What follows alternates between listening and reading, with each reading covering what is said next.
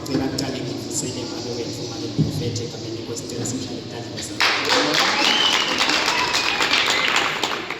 Ngicela ngivusele bazalwane umndeni wakavula kahle lokhona emkhathini wethu bazalwane sibashaya dadla.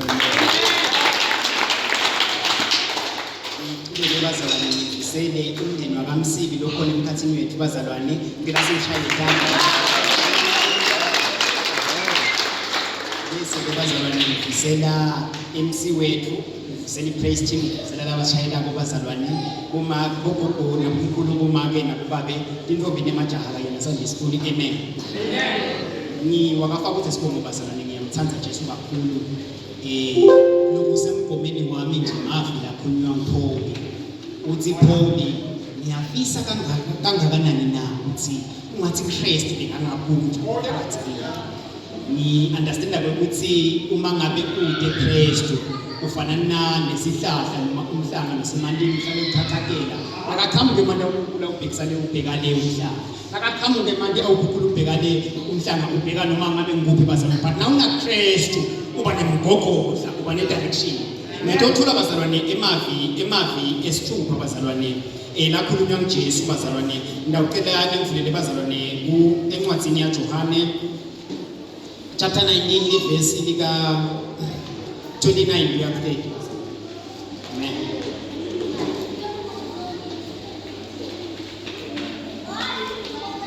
Johane chapter 19 verse 29. Sihloko kufa kwaJesu. Bekunendishi leyigcwele liwayini lelimunyu. Benya khona sikonje. Basihloma endlwini yehisopo. Bayiphakamisa. Bayibeka etinzebeni yemlomo wakhe. Wathi kube alemukele leli wayini Jesu wasekuthi kuphelele. Wagebisa inhloko yakhe wakhulula umoya wakhe wathi. Amen bazalwane. Amen bazalwane.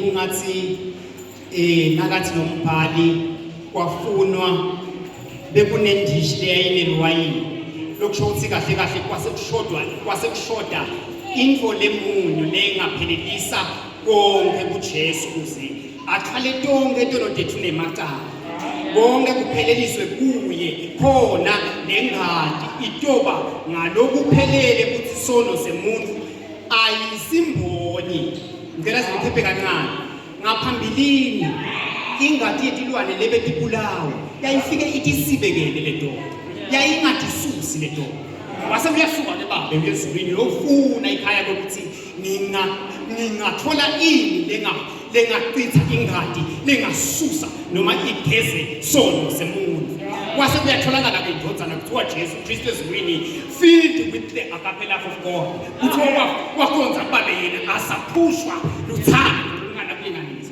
wafika wathi babe thuma mina emhlabeni ngiyobafela sekufika lana kusuke kuKristu emuva kusuke ingcenye yababe leluthando uthi nakachaza Sunday school laphaya la ngempili ufika shaya investor kabese uthi uNkulunkulu uluthando nakuKristu ke kwaqala that same kind of love lwasekumphusha ukuthi wasithanda kangoba angathola sonke sono selive kuze siphiliswe thine sibe nekuphila hayi lokuphina lamhla kulelive lesiphila ke lamhla but kuphila kwaphakathi so gebisa ke inhloko yakhe lapha uthi kuphelele kufeziwe lengadi yakhe lebeyisoliphitheka ngasemva ikhaza bona ukuthi seyidisusa tonke tonodeliva haleluya so uyahamba ngokonze mathunji nemhlaba nasehla lapha uyothatha sikhiya tekufane high uphuma nato uhamba sesiba labakhulekile bazalwane ngoba sekuphelele uthi wakonza ngqondo mathunji nemhlaba nakafika mathunji nemhlaba